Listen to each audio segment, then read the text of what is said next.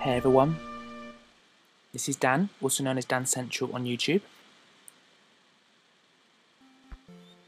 I'm back with my 4th game review. I'm not sure how many I'm going to be doing, but hopefully lots, because there's loads of games that I want to review. This being one of them that I've wanted to review for quite a while now, as it's one of my favourite retro games of all time. It is of course the iconic Donkey Kong Country on Super Nintendo, released in 1994 by Rare. And you can also either play as one player or 2 players at the same time, which is really cool, either as a team or against each other. Now the game works in a similar format to Super Mario World, in that you have a map and you play through various worlds.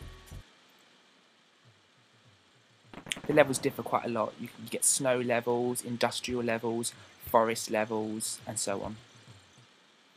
Now, you first came out of this house when you started this level, but as I've just done, if you go back in, you get a life, which is what the balloons are. Okay, now the storyline of this game is that Donkey Kong and Diddy Kong did have a hoard full of bananas, but they're stolen by Kremlings, they're called. So your mission in this game is to collect all the bananas and get them back.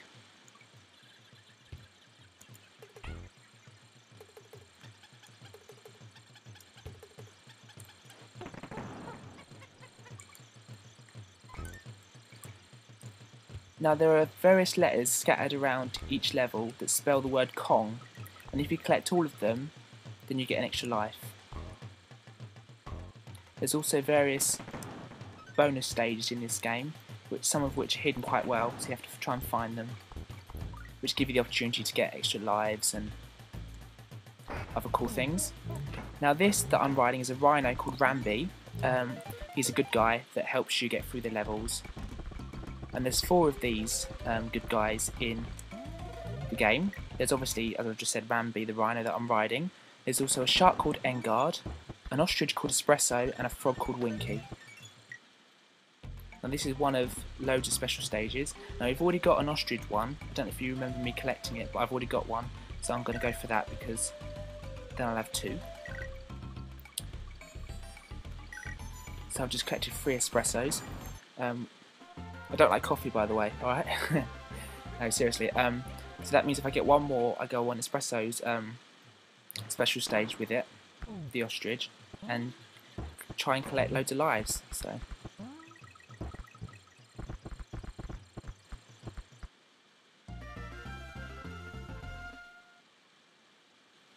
Okay, now Donkey Kong Country is also now available on the Nintendo Wii's Virtual Console. So just like in my last review to Alex the Kid, before Pugsy, the second one I did, that's also available on the Virtual Console. So just like that one, if you want to play this game, having not been able to get it first time round, I definitely recommend you get it because it's such a good game. It's just brilliant. The graphics are just amazing, I think, for its time anyway. And this is why I'm not surprised that they made not only a Donkey Kong Country 2, but a Donkey Kong Country 3 as well. Because the first one just did so well.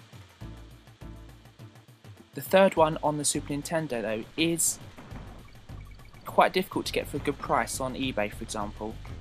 It does go for quite a lot, so you just have to kind of have a look around and see if you can get a good deal, because it can go for quite a lot.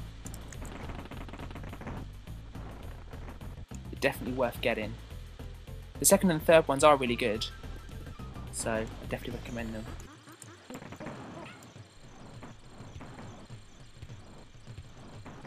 Also, the music in the game was so popular that they actually released a CD soundtrack of the music with the game itself. So if you were lucky enough to buy the game the first time round on the Super Nintendo, then you would notice that it came with a CD of the music, because it just did so well.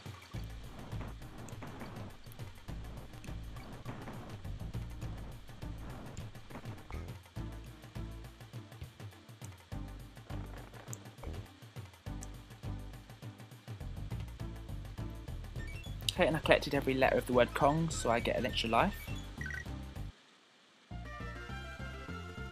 There were also quite a lot of remixes made of the music on this game.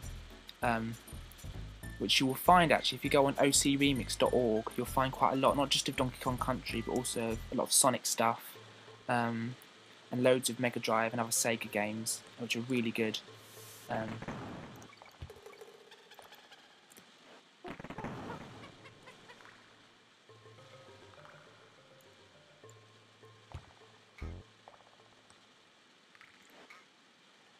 Okay, and another thing for you guys to know as well is that Donkey Kong Country 1, 2 and 3 were all re-released on the Game Boy Advance.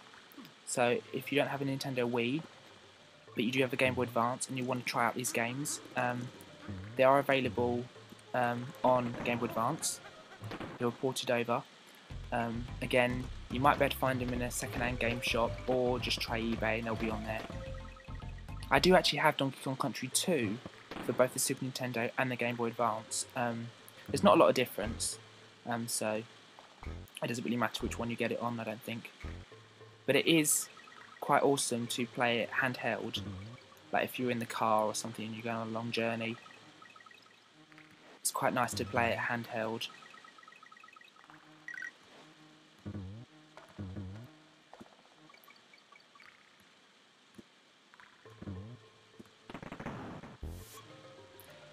Oh, and just to give you guys an idea of how popular this game was, it sold over 8 million copies. That's the original Super Nintendo version. It sold over 8 million cartridges.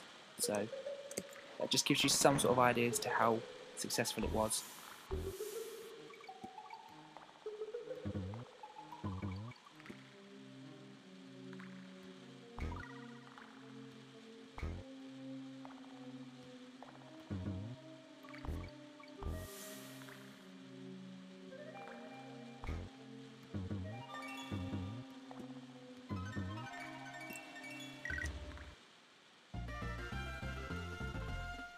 Okay, now that red and white striped cabin that you can see over there is the save point. So if you get that far, then you can save your game. And also that other one up there, it says Barrel Flights on it. It's actually called Funky Flights, which is owned by another monkey called Funky Kong. And that just enables you to go from world to world. Provided you completed the world, you can skip between worlds, which is a pretty cool idea. Okay, and this is the first of the swimming levels. It's quite nice actually. Quite a relaxing atmosphere, and the music's really soothing, I think. Okay, there was also a 15-minute promo video made of the game, which they call Donkey Kong Country Exposed, which I fortunately have.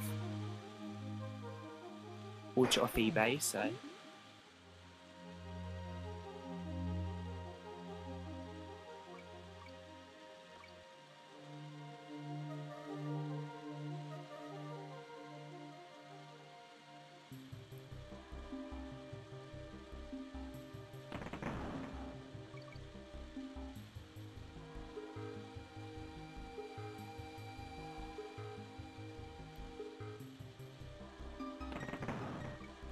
And the great thing about the video is that it gave you a backstage tour of the headquarters where the game was made. You get to talk to some of the creators, and they talk to you all about the game and the great things about it, and they also give you some tips and cheats as well that you can try out for yourself.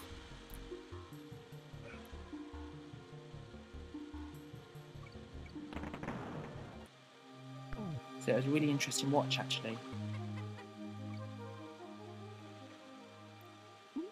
Okay, now the other cool thing about the Donkey Kong franchise is that it was actually made into a TV series, which I'm sure a lot of you will remember. It was actually a really good TV series as well. Really enjoyed it.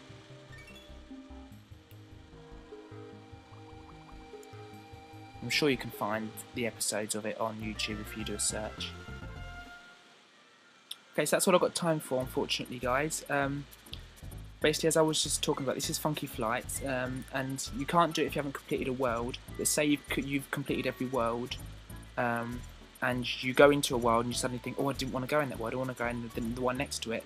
You use funky flights in that world to come out of it and then go into the world that you did want to go into. So that's just quite a quality that you can kind of go between worlds. And as I said, that red and white shack over there is then where you save your game. So you have to wait till you get to each one of them before you can save, which isn't too bad because the levels aren't that tricky. And then you get a boss at the end of each map, and then you go to the next world. So it's such an awesome game, so good. And I'm sure some of you retro gamers out there will agree. And I'll hopefully catch up with some of you soon. Alright, take care, and I'll see you soon.